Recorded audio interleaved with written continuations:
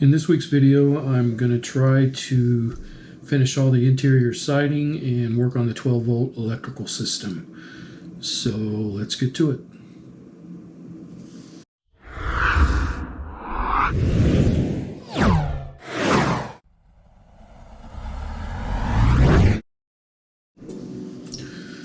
Alright, the first thing I completed was the bottom of the front bump out. And I should have enough scrap plywood for the rest of the front section. I guess we'll find out. Okay, I got the middle section done, and as you can see, I left the junction box exposed, so I'll have access in the future just in case I need to do any troubleshooting or make some additions or subtractions. Okay, I had just enough plywood to finish the entire front wall, so now I can get started on the shelving in the kitchenette area. Okay, to create this shelf, I laminated a couple of 1x boards, and then I cut it to length and sanded it to get it ready for a dry fit. Okay, here I have this in place, and it's just dry fitted. I'm not ready to attach it yet, but it looks like a pretty good fit. Laid right down, but I did have to notch out the front right corner for it to fit around the doorway. You can probably see that notch there in the corner. Okay, so the top shelf was a little bit tougher to get in place. I tried laying it down, doing all kinds of puzzle work, worked on that for about 10 minutes, and finally had to remove the GFCI outlet in order to get enough room. And it seems like it would just slip in there, but the doorway does extend out a little bit, and then you've got that curved, not curved, but slanted front wall. And when you put all those things together, it was pretty tough. Okay, next I cut out a hole in the top shelf so I could slip this portable burner through, and then I permanently attached it in place. And I actually got this idea from another YouTuber named, or the channel name is Tire Guy 2000, and I'll leave a link to his channel in the description. He also built a camper, and if you're interested to go take a look at what he did, there'll be a link. Okay, I also cut an access hole in the top shelf over by the GFCI outlet, just so that I could have access to that plug from the bottom shelf. And if I thought about this in the beginning, I would have just added another outlet down below, but I think this will work just fine.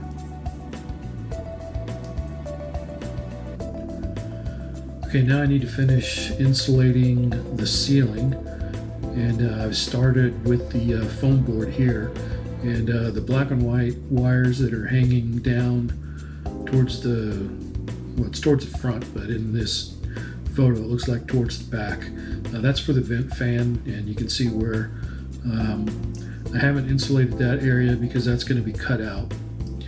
And then the red and black wires that are closer to the rear, it's actually right in the center of the camper.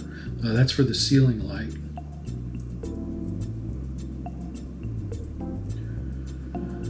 Okay, so I've started with the Reflectix here, and I need to use duct tape to hold it up.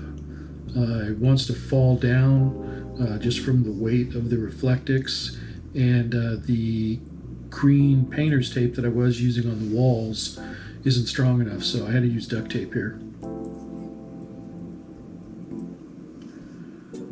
Okay, I've got all the Reflectix up, and you can see the ceiling light wires hanging down there in the middle. I just had to cut a little access hole through the Reflectix, and I'll have to do the same thing once I start installing the panels.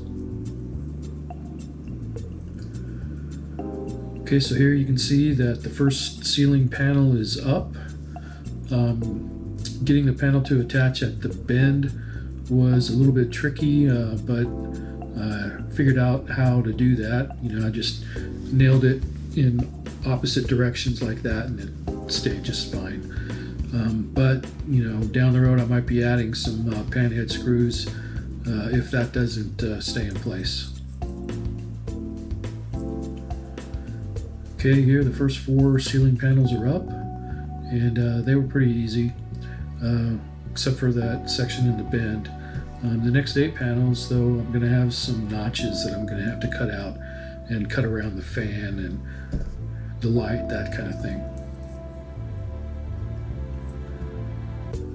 Okay, so here's the first notch that I have to make, and I'm going to have to make a notch at both ends because I've got these skirt supports that I'm going to have to cut around. And for the fan cutout, it was easier just to lay the panel across, the first panel anyway, across, and then just cut it out with my jigsaw. And then from there I can just cut, you know, up to the hole. And then I'll do the same thing on the back end. I'll put the entire panel and then just cut it out. And luckily, with a little trial and error, I found a jigsaw blade that was short enough that it wasn't pounded up against the ceiling there as I was cutting that out.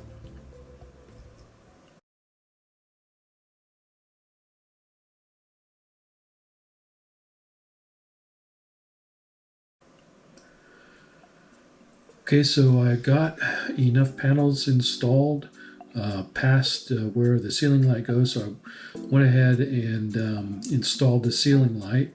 And even though the ceiling light has an on-off switch, I think you can see that little slider there in the center. I'm just going to leave it in the on position because I'm going to control the on-off feature from that light switch over by the doorway.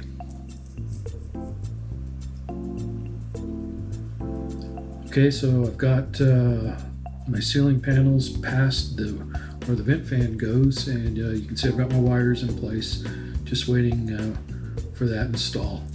But the rest of the ceiling should go pretty smoothly because it's just straight cuts, no notches or anything that I need to cut around.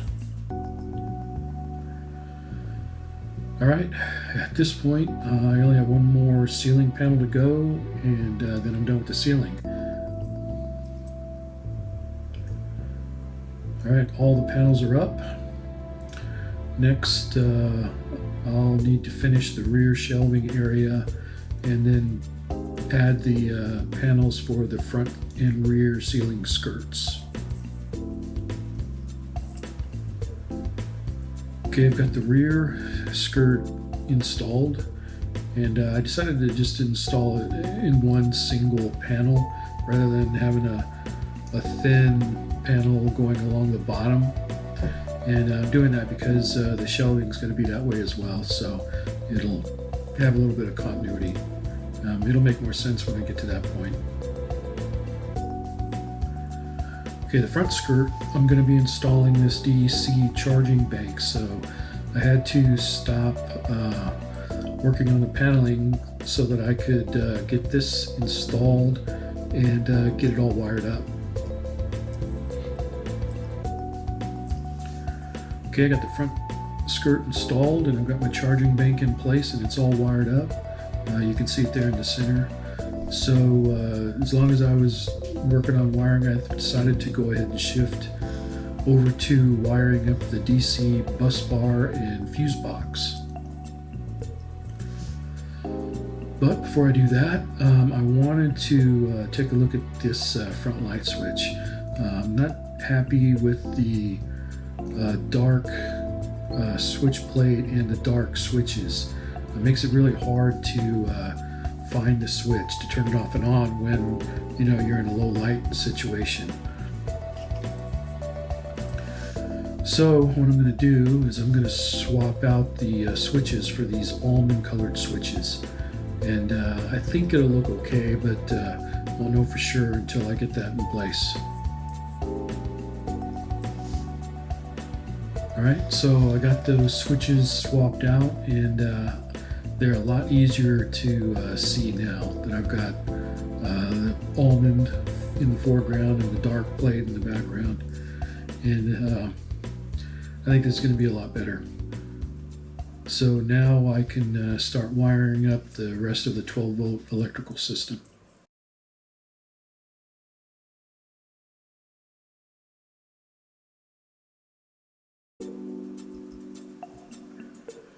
Okay, so the first thing I need to do was connect up my two 6-volt golf cart batteries, and I connected them in series so that I could get 12 volts out of them. And the way to do that is to connect the positive terminal of one battery to the negative terminal of the second battery, and then the remaining two terminals are then used as the positive and the negative terminal. So it's real easy to do. Okay, I have two 24-inch cables, one black for negative and red for positive. And I took the positive cable and cut it in half and installed this inline fuse. And the fuse can also be used as an on-off switch to cut the power from the entire DC network.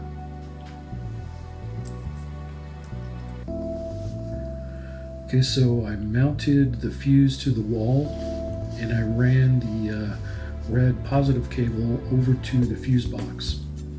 Then I ran the black negative cable over to the bus bar, and I'll use that to connect all of my negative wires from all of the different appliances that I'll have, like the lights and the charging stations, that type of thing. Okay, so in this picture you can probably see that the main fuse is enabled, but before I enabled it, I went ahead and connected each of the wire pairs to the bus bar and to the fuse box. And then I added the fuses to each of the lines going to the different lights and switches and that type of thing. And once I got that in place, then I closed the main fuse, and I did it that way to eliminate any sparks. Okay, so with that all set up, I can see that my rear DC charge bank is working, and you can see that the battery bank is connected up properly since it's showing 12.6 volts. It's starting to get kind of low, so I probably ought to pick up some kind of a charger for the battery, because right now I don't have any solar in place to charge the battery bank. Okay, the front DC charge bank is also working. I did throw my phone up into there just to test, see if it was charging or not, and it was charging, so everything seems to be fine. On the left there, that is the cigarette lighter plug, so I can plug in any appliance with that type of plug. Okay, the front porch light is working fine, and I can turn it on and off using the switch by the door. That seems to work fine. And I was mentioned in a previous video that I was using 120-volt switches, and really the switch is just open or close that line. So all I did was take the red positive cable, cut it, attach one end to one end of the switch, the other end to the other end of the switch, and really that's all you got to do. It's real easy to do, and those for some reason the 120-volt light switches are a lot cheaper than DC switches. Okay, got my interior light working as well, and because it's in the on position, I can control it on and off using the second switch over by the door. So the switch on the left controls the porch light, switch on the right controls the interior light. So here I turned off, I've been using my spotlight there on the left on the bottom shelf for all of my lighting when I'm working out here at night. And I turned all that off. I just want to see how much light that the interior light put off. And it's not bad. Puts out quite a bit of light. So I don't think I'm going to need the spotlight anymore, which is nice. All right, that's as far as I was able to get this week. So stay tuned for the next video, and I'll either work on the rear shelves or start working on the side benches, or maybe both. We'll see. All right, talk to you guys later.